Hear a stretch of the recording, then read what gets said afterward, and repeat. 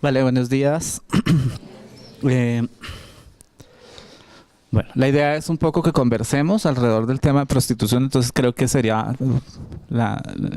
como que hago algunas observaciones, pero la intención sí es que abramos como el espacio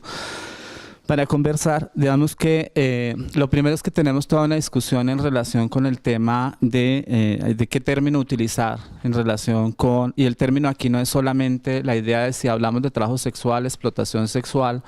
eh, o prostitución como conceptos que sean neutros, sino que también significan en términos generales posturas en la intervención política, en la intervención social, en las intervenciones que se desarrollen en términos generales. Digamos que nosotros somos un país que por enfoque, en términos generales, es un país que tiene unas normas frente a lo que se podría denominar el sexo pago, como un país que tiene unos elementos regulacionistas siempre y cuando se hable de mayores de edad. Digamos que en términos generales ha sido la condición. Y en ese marco, digamos que la sentencia de la Corte Constitucional que la emite en noviembre del año pasado, que es la sentencia T594 de 2016, establece claramente que una distinción entre prostitución y trabajo sexual, en la que básicamente lo que está señalando en términos generales es que primero una de las condiciones para hablar de trabajo sexual es que sea entre adultos en términos generales, como primera condición que pone dentro del término. Segundo, que no esté relacionada con ninguno de los delitos contemplados en el Código Penal, referidos particularmente a lo que se llaman delitos contra la intimidad o delitos de tipo sexual, digamos en términos generales. Es decir, no hay ninguna coacción, no están las personas llevadas a la fuerza, no hay una relación específica en términos con ese proceso. Entonces, digamos que lo otro que señala un poco la Corte en términos generales es que se ajusta en términos completos a los establecimientos urbanísticos, policivos y de código penal que establezca el ordenamiento jurídico, un poco para decir que en ese marco estaría. Y con eso también queda claro que cuando hablamos de sexo pago entre personas mayores de 18, en negociaciones en personas de mayores de 18 años, se está haciendo un reconocimiento explícito a la autonomía de las personas, a la libertad sexual como, digamos, como un derecho consagrado, digamos, a una gama de referencias particulares en términos de que la gente puede decidir con quién tener relaciones sexuales, de qué manera tenerlas y en qué condiciones tenerlas. Digamos que ese es básicamente el marco en el que termina mirando la Corte. Y establece en esa sentencia, porque hace un cuidadoso uso del lenguaje para esa sentencia, en la que a lo largo de toda la sentencia habla de prostitución para todos los casos en los cuales se infringe alguno de los elementos del ordenamiento que estaban allí estipulados. Es decir, hablaríamos de prostitución en todos los casos digamos, en los cuales estaría por fuera de ese marco normativo o estaría, digamos, implicando otro tipo de prácticas. Y digamos que allí hace también una distinción en términos de que existen unos delitos como la trata y la explotación sexual comercial de niños, niñas y adolescentes que estarían tipificados también en la norma y donde el comportamiento del país sigue siendo, digamos, en términos generales, no permisivo, no tolerante y como tal los considera delitos. Entonces, en ese enfoque, que es particularmente la mirada que se tiene sobre lo que es explotación sexual comercial de niños, niñas y adolescentes, la norma ha sido explícita y el país ha sido explícito en considerar que en ese caso el cliente es delincuente, o sea, no existe cliente, existe un delincuente que paga por relaciones sexuales a una menor y está cometiendo un delito, o a un menor y está cometiendo delito en ese caso. Y adicionalmente establece claro que en ese pago por sexo con personas menores, digamos que se da, las sanciones cobijan desde la persona que facilita el contacto, el espacio para el encuentro y demás, hasta, digamos, que toda la cadena que pueda estar vinculada dentro del proceso y que los niños y las niñas, o sea, menores de 18 años, son víctimas de un delito. Digamos que el marco ahí es un marco que se conoce en los enfoques como un marco más abolicionista, que considera de alguna manera que se debe sancionar al cliente y a todas las personas que favorezcan en relación con la prostitución en términos generales, y que se debe proteger a las personas que, o con la interacción sexual que estaría allí con la explotación. Entonces, digamos que ese sería el marco de referencia. Sobre esa discusión en general tenemos todo el tiempo el debate. Digamos, nosotros tenemos un debate grueso en términos de considerar si la prostitución es o no una violencia, y es una violencia de género en particular. Digamos que en eso también se tiene una discusión en términos de definiciones fuertes. Entonces, la versión de que es un trabajo reconoce que es una actividad productiva, económica, que algunas personas toman y optan para poder sobrevivir en términos generales y para poder subsistir, y que de alguna manera lo que tiene esa, digamos, quienes trabajan en el Sindicato de Trabajadoras Sexuales de Colombia, por ejemplo, lo que va a establecer todo el tiempo es el problema en Colombia o en nuestra regulación, es que existe un trabajo, como pasó con el trabajo doméstico, que permitía unas condiciones de explotación, violación, abuso y demás, y que debe regularse de tal manera que proteja y garantice los derechos de las personas que están realizando esa actividad. Por lo tanto, la lucha que se debe emprender y la reglamentación del país debe estar orientada a considerarlo un trabajo con todos los requisitos, características y demás que tiene el ordenamiento para efecto, el Código Sustantivo del Trabajo para el reconocimiento de trabajos, con unas especificidades que también la Corte en algún momento señaló, cuando sobre todo invita al Ministerio a que regule la prostitución o el trabajo como trabajo, el trabajo sexual como trabajo, y es que un poco dice, tienen que tener en cuenta las características particulares que va a tener este trabajo para que, digamos, no se incurra en la permisividad frente a faltas en general. Entonces, digamos que hay alrededor de esa construcción hay una mirada particular. Y digamos que sobre la prostitución también se han construido unos discursos que muchas veces también entran en debate cada vez que uno encuentra esa relación. Entonces, digamos que parte de los debates que uno empieza a encontrar es la idea de que ha sido la presencia histórica y presente de sexo pago en el mundo, en términos generales, como una constante en la historia, y entonces la gente dice cosas como es el trabajo más antiguo del mundo, o las abolicionistas dicen es la explotación más antigua del mundo. Cualquiera de las dos perspectivas las puede uno adoptar en esa mirada. Y digamos que en ese sentido también existe un ejercicio de preguntarse si eso lo que ha hecho es naturalizar como tal unas prácticas particulares machistas en términos de, digamos, también reconociendo que la prostitución es mayoritariamente un fenómeno en el que están vinculadas las mujeres de un lado, pero también creo que desconoce de buena parte el otro lado, que es una proporción elevada de clientes hombres que tienen relación, pero que obviamente también teje. Una desigualdad de género que se refleja en la idea de que los hombres no asumen ningún costo, salvo el pago, pero tienen un anonimato garantizado, pero tienen, digamos que los cuidados, por ejemplo, se le exigen en las normas generalmente a las personas que ejercen la prostitución, pero no se les exigen a los clientes. Es decir, uno encuentra como la regulación exige que ella use la protección, que ella tenga cuidados específicos, que no incite a, que no haga, no sé, pero digamos que la regulación sobre la clientela no es una regulación que esté también, y que tampoco tenga mecanismos claros de control. Existen sanciones sobre ella, no sanciones sobre los que, en este caso voy a tratar de ser un poco sesgado, pero generalmente la prostitución está más asociada a las mujeres o sujetos feminizados. Entonces, digamos que en ese caso uno encuentra una relación clara de que el cliente no asume responsabilidades en relación con el tema, y que pareciera que las regulaciones, o por lo menos en nuestro contexto, están más para favorecer la práctica masculina en términos de ir a pagar por sexo y no proteger a plenitud los derechos en términos gruesos de las personas. Entonces, ahí hay toda una discusión en términos, pero también una discusión de cuál es la función social que ha tenido la prostitución al estar tanto tiempo presente en la historia. Es decir, y en las sociedades y en las culturas.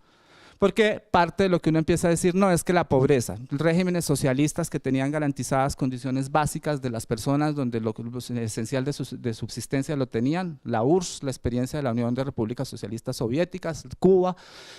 China, replican la presencia de escenarios de prostitución en ellas, pese a que en esos escenarios estuvo prohibida o ha estado prohibida como tal. Entonces, digamos que ahí está presente, y a pesar de que uno podría decir que hay unas condiciones materiales básicas que se estaban cubriendo por parte del sistema, pero está también presente en otro tipo de culturas que incluso tienen arraigos muy fuertes, como el machismo y prohibiciones muy fuertes en las mujeres, como es todo este tema de contorno árabe, musulmán, en términos generales, donde la concepción de las mujeres es mucho más arraigada sobre los lugares y presencias que están, y digamos que en medio de toda esa prohibición fuerte que tienen allí, también aparece el tema de prostitución. Está en un modelo puramente capitalista como el norteamericano, a pesar de que es prohibida en la gran mayoría de estados norteamericanos, la prostitución está prohibida. El pago por sexo está prohibido en términos generales y se sanciona en ese pago por sexo fundamentalmente a la persona que está demandando el servicio sexual. Entonces, digamos que en todos esos escenarios uno empieza a encontrar de manera reiterada esos modelos en términos generales de la presencia con o sin el tema de la pobreza. Y ahí nosotros hemos estado un poco ahondando en la Secretaría de preguntarnos si ese es el único criterio que uno podría tener en cuenta, es decir, si esto es un problema de pobres y nada más, es decir, las personas de estratos altos no, o con buena situación económica no se prostituyen, y no es cierto. Entonces, digamos que hay unas formas distintas de leer qué es prostituirse, digamos en términos generales, porque terminamos teniendo una complejidad en esa lectura mucho más amplia, si es solamente la recepción del dinero o si es cuando yo estoy recibiendo universidad, estudiando por una persona con la que no tengo ningún tipo de afecto, sino unas relaciones más sexuales o de intercambio básico, el modelo escort que llaman de acompañamiento, el modelo prepago que se llama de acompañantes permanentes, donde los intercambios son de otro estilo y no son directamente económicos, o están pasados por cuestiones de bienestar de otros elementos, y donde también uno encuentra que allí hay otras dinámicas y que la sociedad muchas veces no las cuestiona. Nosotros tenemos un discurso social donde invitamos a la niña o al niño a que explote al otro con el que se está relacionando porque es mayor y tiene mejores ingresos, y lo decimos sin mucho escrúpulo en términos sociales, es aproveche, sáquele algo. Entonces, digamos que es un discurso que socialmente también está en términos generales y en esos procesos. Entonces, eso para señalar un poco las complejidades que tiene la definición, las complejidades que tendría entonces seguir interviniendo, pensar también dónde está, digamos, nosotros tenemos, por supuesto, en el caso de la prostitución de mujeres, que es la que trabaja fundamentalmente la Secretaría, tiene una descripción clara de que, digamos, el ingreso se da en la juventud, y digamos que la mayor número de personas que están vinculadas a la prostitución son jóvenes, es una curva que a medida que se va aumentando en la edad va disminuyendo la presencia en términos de la prostitución, y eso significa que, digamos, que tiene que ver también con una cosa que podría uno pensarse, que es en términos de qué tan productiva, los modelos, los ideales que tenemos sociales de la juventud, de qué significaría, y eso cómo se asocia de alguna manera con la idea de lo bello y lo potente sexualmente, y bueno, muchas cosas que están allí vinculadas. Con los clientes tenemos una descripción más o menos similar, es decir, nosotros tenemos unos clientes concentrados principalmente en la juventud y la vejez, a pesar de todas, o sea, entre más adultos y más jóvenes, y eso es una cosa curiosa, los jóvenes son los usuarios fuertes de la prostitución en ciertos contextos. Entonces, digamos que genera también otra mirada en ese otro escenario. Y también habría que plantear que hay ciertas diferencias que están mayoritariamente más concentradas digamos, en términos de la prostitución. Digamos, el caso de mujeres trans es un caso muy particular en términos de cómo uno encuentra un porcentaje alto de mujeres trans que están en el ejercicio de la prostitución, y la pregunta ahí también tiene que ver qué tantos accesos tienen a otros tipos de espacios. O sea, ¿cuántas mujeres trans tienen ustedes en la universidad estudiando, por ejemplo? Para pensar en qué posibilidades tienen, y esta es la universidad que yo creo que más tiene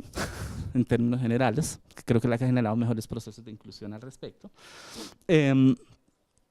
Entonces, digamos, para ir planteando otras miradas de esa pregunta, ¿por qué se estudia el origen y cuál es la raíz, ¿no? En términos generales. Y uno encuentra personas que tienen la misma condición de pobreza, la misma falta de comida, las mismas características que uno podría decir consideradas socialmente como las que llevan a la prostitución, y ve que una fue y la otra no fue a la prostitución. Y realmente la única diferencia, aprovechando un poco la pregunta que tenemos acá que nosotros hemos encontrado, es que tienen alguien que les dice eso como una posibilidad. Esa es la gran diferencia. Alguien que en el entorno inmediato, familiar, además le dice, mire, la prostitución es una posibilidad para que usted lo haga. Casi que es alguien que le dijo, existe un trabajo posible, pues usted puede ir a ese. Pero si no encontró quien se lo sugiriera, no lo pone en consideración en términos generales. Hay un tema muy fuerte, digamos, en términos de estigmatización y del efecto que tiene la estigmatización sobre el actuar de las personas, pero sobre todo por el sometimiento que implica. Las personas que ejercen prostitución son altamente estigmatizadas y eso contribuye a que puedan reclamar menos sus derechos. Casi que se vuelve una cadena, un encadenamiento donde la estigmatización se vuelve la principal herramienta para impedir que puedan reclamar sus derechos y proteger sus derechos y considerarse sujetos dignos. Lo único que les hace dignos es que sean personas, nada más. La dignidad humana como su característica. Y en ese sentido, pareciera que vamos borrando sistemáticamente la dignidad para que se oculte un número amplio de violencias. Entonces, lo que ocurre en realidad en la prostitución es que es un contexto que está lleno de violencias, por varias razones en términos generales. Digamos, las violencias están dadas, entre otras cosas, por ese sistema de dominación tan fuerte que se tiene, porque hay unas concepciones de los hombres en relación con las mujeres con las cuales interactúan, que las consideran objetos, más objetos de lo que usualmente los hombres consideran a las mujeres en términos generales. Y porque además les borran el ejercicio de sus libertades y derechos en el momento de las interacciones, porque es un contexto donde el consumo de droga es frecuente y eso exacerba unas dificultades, lo mismo que me refiero a droga desde el alcohol hasta las otras drogas que puedan estar allí, y eso exacerba de alguna manera las posibilidades de no control en términos de esos escenarios, porque en Colombia en particular, en nuestro contexto, es que a pesar de que la prostitución es legal, formalmente legal, por las normas que tenemos, es tratada como si fuera ilegal y las personas son tratadas como si estuvieran cometiendo delitos. Por eso nuestro mayor abusador es la policía, nuestro mayor violento en términos de este escenario es la policía contra las personas que ejercen. Entonces, digamos que todo eso constituye un marco en términos de que cuando uno se pregunta si la dignidad del ejercicio de la prostitución tiene que ver por per se, porque la prostitución es indigna o es indigna por las condiciones en las cuales la prostitución se está ejerciendo. ¿En qué condiciones se está permitiendo que las personas estén allí? Y yo siempre he tratado de volver la pregunta sobre qué pasó con el trabajo doméstico. Siempre fue considerado, y de hecho a mucha gente no nos gusta lavar platos, cocinar, muchas cosas de ese estilo, barrer, limpiar baños, y por eso lo tenemos asociado a un tipo de trabajo, digamos que es sucio en términos generales y que no genera gusto en términos generales y que mucho tiempo fue considerado indigno. Es más, el trabajo de las mujeres que asociado al cuidado se ha considerado que no es trabajo, lavar, planchar y cocinar muchas veces es hacer nada en la casa. Entonces digamos que en términos generales ahí hay todo un tejido de ese tipo de cosas. Nosotros nos hemos estado preguntando hasta dónde la prostitución es un tipo de extensión también del cuidado y de qué cuidado sería. No creo que sean los términos de Santo Tomás de Aquino, o en términos de que es un mal necesario y que de alguna manera ese mal necesario es útil para evitar la lujuria generalizada en la sociedad. Pero sí creemos que es la posición que nos muestran ahí de San Agustín, sino está más en el sentido de, digamos, de pensarse qué función de cuidado en particular tendría, si es que tiene una relación con el cuidado en términos, y allí es donde hemos tratado de concentrar como la atención, entendiendo que la sexualidad es una dimensión humana muy importante, que además parte del gran conflicto que tiene en este caso la prostitución es que se refiera a una actividad que está relacionada con otro tabú social que es la sexualidad, una sexualidad de la que poco se discute, de la que poco se quiere, digamos que está pasada profundamente por unos discursos de moralización en términos generales, de lo adecuado, de llevarlo mucho a la intimidad, como si la sexualidad realmente se controlara desde la intimidad y no desde lo público, como en realidad ocurre. Entonces digamos que hay toda una reflexión en ese escenario. Por supuesto hay que también pensar las condiciones en las que se ha generado, digamos el hecho de que esas condiciones en las que está actualmente de estigmatización, de no reconocimiento de derechos, ha llevado también a que sea una actividad que está siendo casi que regulada por las mafias del narcotráfico, por mafias de políticos corruptos, por mafias de corrupción al interior de entidades como la policía, de agentes, para que no les faltemos al respeto a los compañeros de la policía que dicen que siempre individualicemos, de la gente que cobra porque no tiene la certificación de las horas, que cobra porque no está en la zona de alto impacto, que cobra porque, y que cobra de mil maneras, incluyendo servicios sexuales, que eso sería abuso sexual en realidad. Entonces, o explotación sexual. Entonces, digamos que en ese marco general, pues está también inmersa en una mafia, y en una mafia donde poco se controla a los actores que ganan de ella. Vamos, en términos generales, la mayor ganancia de la prostitución está en esas mafias.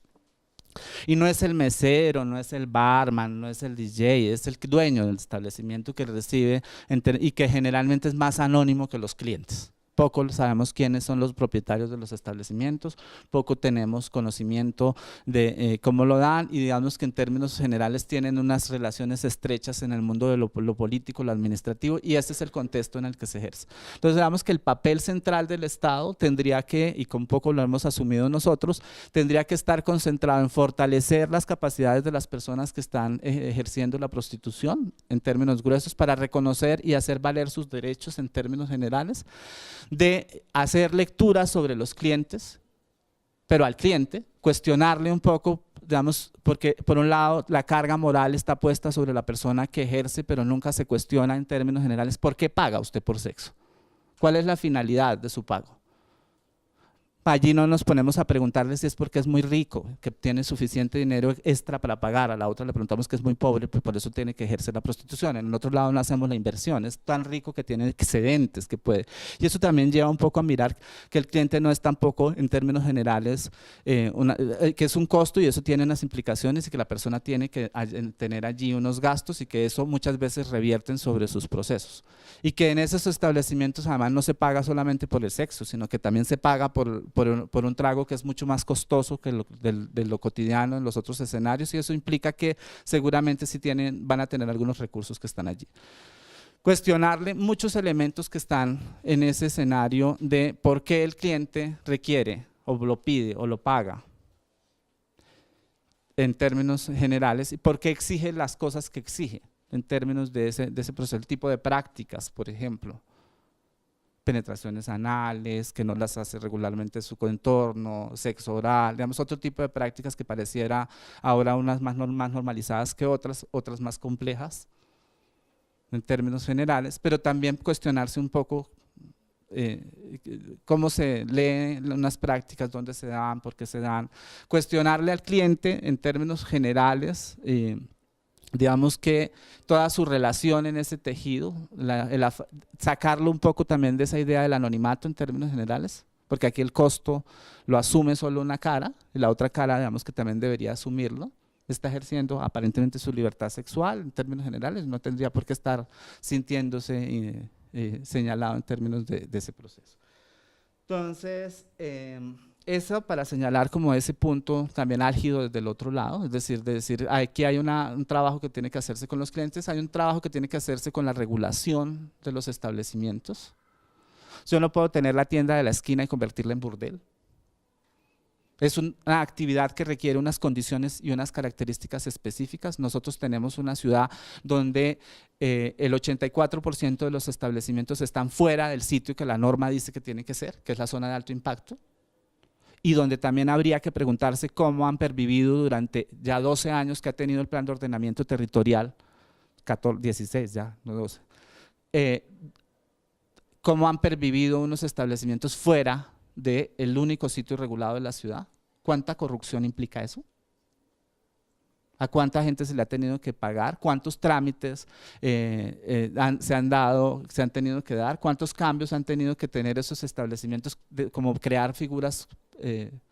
para impedir el acceso del Estado para el control? Entonces, digamos que ¿cuántos procesos legales tenemos en cada una de nuestras 19 alcaldías locales donde existe la prostitución en la ciudad? Entonces, y es en esas 19 alcaldías hay procesos emprendidos contra establecimientos que se mueren porque a la semana siguiente, cuando ya el proceso va a salir, le cambiamos el nombre, la personería jurídica a todo, o lo que pasamos al frente y se acabó la discusión. Ya no hay, expira el proceso jurídico en relación con el establecimiento. Entonces, digamos que detrás de eso hay también que cuestionarse las condiciones en las que están. Tenemos normas que obligan a tener dispensadores de preservativos, normas que obligan a que en cada establecimiento se le debe proveer a las personas que ejercen como parte de sus insumos preservativos, con espacios en los que uno va y encuentra donde los temas higiénicos sanitarios son, digamos, vergonzosos en términos generales, pero también donde uno tendría que preguntarse cómo entran hombres y mujeres a estos espacios si están en estas condiciones tan deterioradas en términos generales. Porque tampoco, no es solamente porque el Estado no controla, sino porque el sujeto va a un lugar como ese, sórdido, sucio, en esas condiciones. Entonces, digamos que ahí hay toda esa gama de irse preguntando en términos de lo institucional para preguntarse un poco qué estaría, y creo que hay también un tema de protección particular de derechos a las personas que ejercen. Hay muchas violencias que ocurren en los establecimientos, físicas, sexuales, económicas, y que requieren en términos generales de una protección fuerte del Estado para que, por ejemplo, la señora se dé cuenta que cuando su familia saca provecho de ella, que le parece terrible que se prostituya, pero terrible, pero no le parece terrible recibir el dinero. Eso no le da vergüenza, eso no le pasa por… ahí sí no hay ninguna culpa que valga, el dinero sí, bienvenido. Y cuando se dan ese tipo de condiciones, estamos frente a un tipo de violencia económica y que de alguna manera ella debería poder tener esas miradas en relación con esa idea de protección.